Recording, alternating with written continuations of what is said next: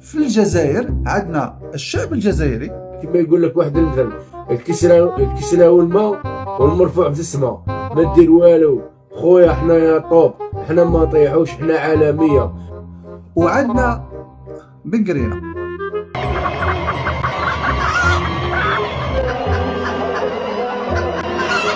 على بالكم بلي بنقرينة كيقعد يخطب في الشعب الجزائري يشوف روحو يهضر كيما هكذا امر ميو. بصح المشكل انه الشعب الجزائري يسمع فيه بهذه الطريقة. امر ميو. وش بيك يا مرميو؟ لأن باتنا ربي خلقها فحلة، لأن باتنا ربي خلقها رجلة. هذا هو المشكل بعد، كي فيها رجال بزاف وماتوا فيها رجال بزاف. انا نظن يا عزيزي المشاهد انه في الجزائر كي تشوف في ولايه بلي ضحوا فيها رجال بزاف وفيها رجال بزاف، اتاكد يا اخي المستمع بانه هذه الولايه او هذه المدينه فهي منطقه من مناطق الظل.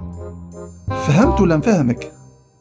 لأن باتنا ربي خلقها مجاهدة ومضحية. اول حاجه يا بنقرينا، باتنا لم تخلق، ربي سبحانه خلق كوكب الارض وخلق فيه الحيوانات والاشجار والبحار وغيرها. اما ولايه باتنا فتم اعمارها من طرف البشر، معناها لم تخلق بل تم بناؤها. لأن باتنا ربي خلقها وقدرها أن تكون قاهرة للأعداء والمحتلين. جانا ترشح وغادي بالبوط ولا سون بوط، انا هو الرئيس تاع البلاد. كي تعود تسمع خطاب كيما هكذا يقول بانه باتنا هي بلاد الرجال وقاهرة الاستعمار، تفهم انا بلي هذا الانسان ما عندوش برنامج.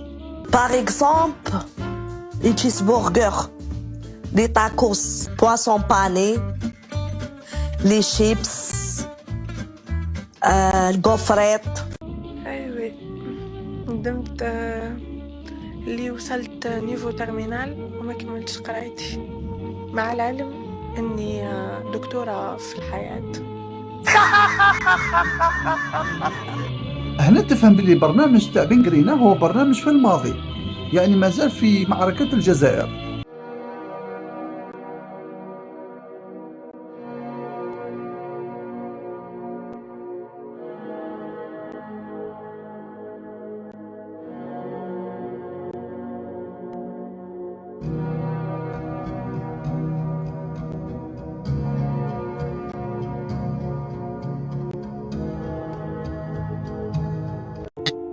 هي باش نقول لك دوك نفهمك، هي فوضى منظمه، فوضى منظمه، دوك نفهمك كيفاش فوضى منظمه. لأنه هذا البرنامج ما تطرقش الموضوع كيف نقوم بتطوير باتنا أو كيف نقوم بعمل مصانع ضخمة جدا للقضاء على البطالة وخلق مناصب عمل كثيرة جدا. راهو مازال طرق يحكي على الرجال وباللي ربي سبحانه خلق رجال وخلقها هكذا. عربيك وش حاب يقولكم؟ يوم حشيت لكم. ولأن باتنا عاصمة الأوراس الأشم، مرعبة جنرالات الحلف الأطلسي. عربيك وش حاب يقولكم بالقرينة؟ انتم راكم رجال وضحيتوا، زيدوا ضحيوا شوية.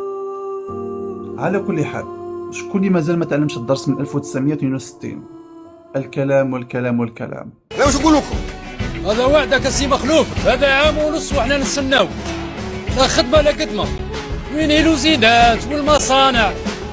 ها تم على بالك يا قالق باللي راني درت واحد الوزين من احدث ما يحدث في الدنيا كل بلي زباره الكترونيك تاع الكتريك.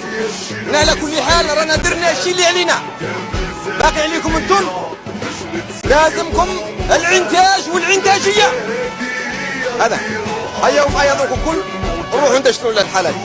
هيا الحاج ابراهيم، احنا واش نصدروا للخارج؟ احنا